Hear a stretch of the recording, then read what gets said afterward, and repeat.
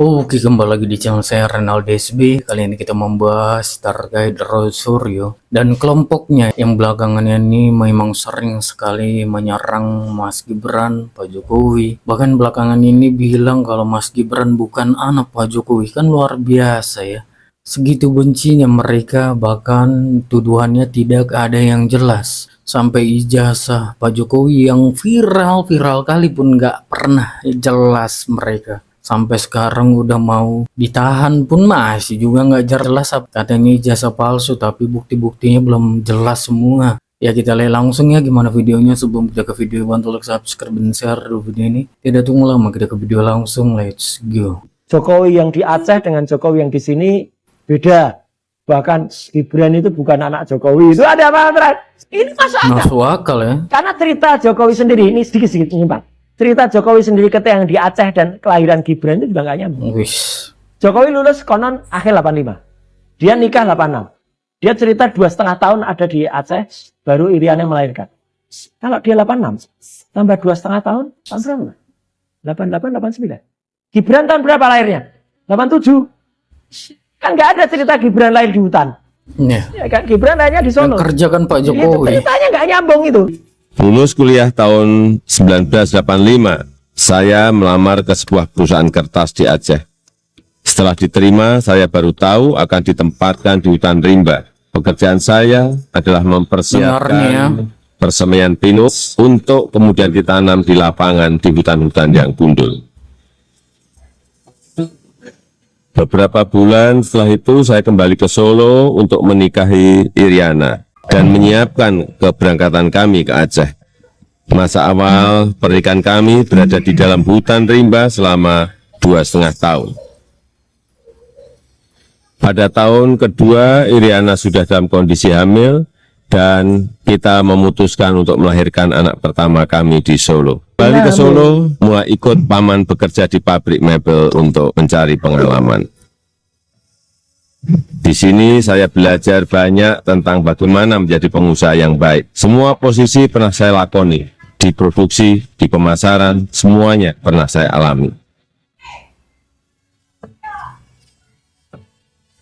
Tahun 1987, anak pertama saya lahir, Gibran Rakabuming. Gibran itu singkatan dari gigih dan berani. Saya ingin putra pertama saya punya semangat hidup, seperti namanya. Lahirnya Gibran juga memicu saya untuk mendirikan perusahaan pertama saya yang bergerak di bisnis mebel dengan nama CV Rakabuming.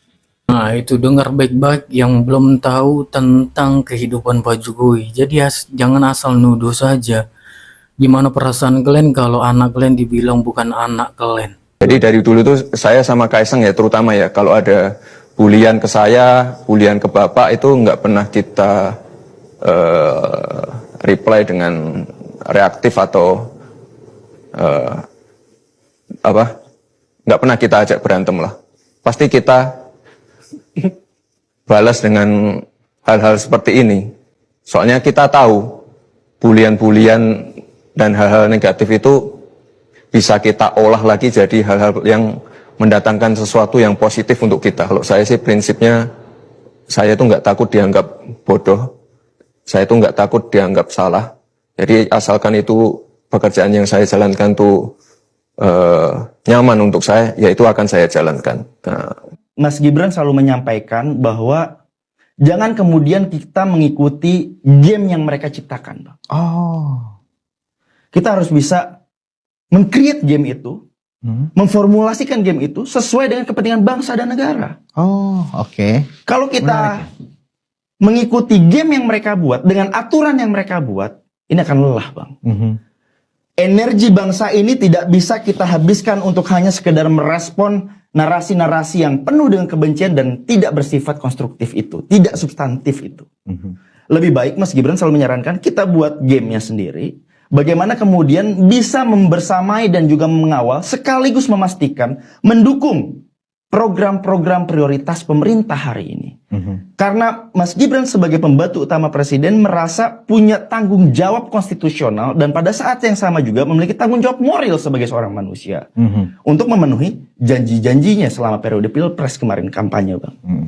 Dan berangkat daripada penegasan bahwa kita tidak boleh kemudian masuk ke dalam game mereka, maka yang kami lakukan ya terus mengkampanyekan untuk menjaga soliditas, harmoni dari keutuhan kita sebagai sebuah bangsa agar eksekusi program-program pemerintah ini bisa segera dilakukan dan dapat berdampak, bermanfaat bagi masyarakat Indonesia secara keseluruhan. Berarti memang orang kalau nggak jujur itu ya kayak dalam cerita namanya orang tuh bisa berubah jadi gitu loh. Dari cerita gunungan ini kan dulu ada Petro ini sempat jadi ratu dan kemudian nggak jujur sehingga sekarang dia tuh di balik Petro ini ada orang jahat seperti Buto ini. Udah gambarannya gitu aja. Ini orang jahat ini kok gitu orang bergaya sok-sok gitu. Makanya semua aturan-aturannya juga kita harus hati-hati. Saya ingin menutup ini dengan apa yang kita alami juga mulai dari hari ini. Jadi makanya kan selalu bingung kenapa nggak selesai-selesai. Kenapa? Ada yang bilang ini harus pakai kuhab lama, ada harus pakai kuhab baru. Ya, sama dengan aturan hari ini. Karena BBM naik, ya, maka semua aturan itu oplos saja, ya. Gitu. Terima kasih, Pak Troy. Penutup 1 menit, Iya, silakan. Kalau saya bisa summarize ya, diskusi kita tadi cukup menarik. Tapi yang paling penting, yang pertama, sudah clear bahwa dengan menunjukkan ijazah itu ternyata tidak selesai. Malah makin panjang teori-teorinya dan malah mencari justifikasi. Yang kedua, bahwa kalau Pak Jokowi melakukan sesuatu, contohnya melaporkan dibilang jahat. Pak Jokowi bilang tidak negarawan, tapi ternyata sama. Sekarang Mas Roy juga menggunakan haknya untuk melaporkan orang. Jadi itu memang membuktikan bahwa yang jahat apapun yang Pak Jokowi lakukan memang salah, memang Pak Jokowi yang jahat, apapun alasannya, itu sudah jelas. Yang ketiga, saya mau menyatakan bahwa harapan saya para rekan-rekan penegak hukum di Polri dan di Kejaksaan berani, tegak lurus, dan yakin bahwa tidak ada yang kebal hukum di negara ini. Baik. Siapapun yang melakukan suatu dugaan tindak pidana, kalau memenuhi unsur dan alat bukti yang cukup, harus diproses sesuai dengan peraturan perundang-undangan yang ada. Baik, terima termasuk kasih. Jokowi kalau ijazahnya palsu. Bang Boy? Saya lihat bahwa argumentasi yang dibangun oleh Mas Roy dan penasihat hukumnya juga ahli, saya kira itu hanya berputar-putar tanpa mengarah. Ini saya sayangkan. Anda sebagai orang hukum sebenarnya harus bermuara, jangan berhenti begini, muter-muter bikin orang nggak jelas. Apalagi Mas Roy tiap hari palsu terus. Lah memang palsu gimana? Tanpa challenge jalur yang benar, hanya hobinya di medsos ngomong muter-muter terus itu. Berapa banyak tuh, ratusan kali, mungkin ribuan kali ngomong hal yang sama. Konsisten. Ini yang saya sayangkan. Oleh karena itu saya minta supaya tolonglah PH-nya ambil langkah lebih konkret supaya ini jelas ini. Jangan hentikan ini barang di tengah jalan. Terus maju ke pengadilan dan Pak Jokowi sudah siap untuk maju ke pengadilan. Oleh karena itu siap-siap Mas Roy. Siap-siap, siapkan diri, banyak berdoa supaya pada waktu persidangan nanti semuanya boleh berjalan lancar dan Mas Roy bisa dibebaskan. Kalau tidak, saya tanya mereka nih, mereka mampu nggak bebaskan Mas Roy? Ya, nasihati Jokowi juga. Dan saya tanya mereka, mampu nggak? Kita lihat. Dia juga berdoa. Dan kalau cara kerja seperti begini, cara kerja begini, Mas Roy, saya tidak yakin Mas Roy bebas. Mas Roy pasti masuk penjara. Dulu kan 2005 kan juga nyalon. Pak Jokowi juga nyalon. Saya tadinya kan tidak punya kegiatan politik. Dibawa oleh PAN itu waktu. Saya kalah, saya nomor 2, ada 4 calon itu waktu. Pak Jokowi, Pak Rudin menang. Kita rangkul langsung, kita ucapan selamat. Ya. 5 tahun berikutnya, periode kedua, Pak Jokowi ke rumah saya. Dikiranya saya mau balon lagi. Enggak Pak, Bapak sudah bagus, saya senang sekali dengan visi misinya Bapak. Kayak gitu. Saya enggak balon lagi. Saya sementara tetap aktif sebagai dosen kan, di UGM. Nah, pada saat beliau jadi gubernur, kan AD2 kosong. AD1 naik jadi AD2 naik jadi AD1 baru saya dikontak termasuk oleh Pak Jokowi, oleh partai mau ngisi sebagai AD2 kayak gitu. Saya kaget. Dulu berseberangan kok sekarang jadi rangkulan ya mesra. Tapi saya merasa karena visi misinya sama dengan niat saya ngabdi, saya bersedia. Jadinya saya dicalonkan oleh PDI Perjuangan, dibawa ke DPRD, pilihan saya terpilih. Itu yang pertama ya. Periode kedua saya tetap merasa cocok dengan Pak Rudi, maju lagi sampai periode kedua.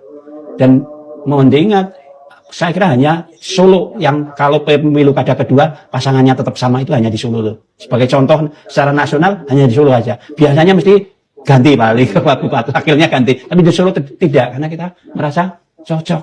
Saya merasa betul-betul cocok untuk pengabdiannya kepada masyarakat Kota Surakarta. Tahun 94 yang ada Times New Roman. Berarti yang terjadi makanya Bang Rismon waktu itu menyimpulkan ijazah itu asli karena ada kealpan teknis gitu ya. Bukan karena memang awalnya Bang Rismon juga masuk dalam kondisi seperti Bang Roy yang abang bilang, katakan ini persoalan ilmiah dibawa ke politik gitu. Jadi peneliti itu terus bertanya, question everything, Bang. Iya kan? Jadi dalam proses saya mulai belum tersangka sampai itu juga saya terus meneliti. Malam-malam saya coba untuk mencari kebenaran itu. Saya takut subjektivitas saya itu lebih dominan. Subjektivitas artinya apa? Kebencian, ketidaksukaan terhadap orang lain lebih besar daripada objektivitas penelitian saya. Oleh karena itu saya tetap belajar. Saya tetap belajar, Bang. Tapi emang sampai 15 November ya. Desember ya. Itu saya pelototi saya yang paling lama. Mungkin waktu klaster 2. Saya paling lama saya pelototi. Klaster 1 kan saya. Dalam hati saya. Waktu gelar perkara. Iya, saya berdoa, ya Tuhan, kalaupun saya salah, saya harus ungkapkan kesalahan saya dan saya harus menerima risiko itu. Walaupun saya dihukum, tetap dihukum. Waktu saya sebelum minta maaf ke Solo, saya bilang sama penyidik, bahkan ada petinggi kepolisian juga. Yang penting saya minta maaf, Pak. Penelitian saya salah. Risiko Pak Jokowi memaafkan. Itu biar Pak Jokowi menentukan nasib saya. Yang penting saya sudah ungkapkan dulu bahwa setelah saya teliti ada endorse, ada watermarks, dan saya cocokkan juga dengan Niroman juga bisa. Hasilnya senjata 90%-an, sama seperti bentuk huruf Times New Roman. Terus saya mau kekeh, gak bisa tidur saya, Bang. Jadi kalau dibilang ada alasan duit, aduh, gak ada duitnya, Bang. Saya pulang dari Solo di tas, satu tas pakai motor. Iya. Jadi kalau ada dokter tipe ditawarin 50 miliar, siapa yang nawarin? Halusinasi deh. Dimaafkan aja sudah syukur. Satu, metodologi terus dihilang-hilang. Saya dengan matematika Bayesian, saya sudah membuktikan 92%. Coba tulis buku, biar kita bedah. Bagaimana mathematical Bayesian yang merupakan dasar-dasar dari machine learning itu bisa sampai 92%. Padahal itu the basic of neural networks, Bayesian. Sebelum ada neural networks, Bayesian dulu. Bagaimana ilmu yang sudah kita bilang kuno bisa menyimpulkan itu 92% palsu. Sementara kita pakai ArcFace, kita bandingkan dengan tokoh-tokoh publik, sejumlah presiden, versi tua dan versi muda. Ya, di dalam banyak literatur, kalau usia sudah selisih 30-40 tahun, maka kecocokannya, cosine similarity-nya, itu 35-60%. Oke, itu dia videonya. Gimana menurut kalian? Dan sampai bertemu di video saya selanjutnya. Bye.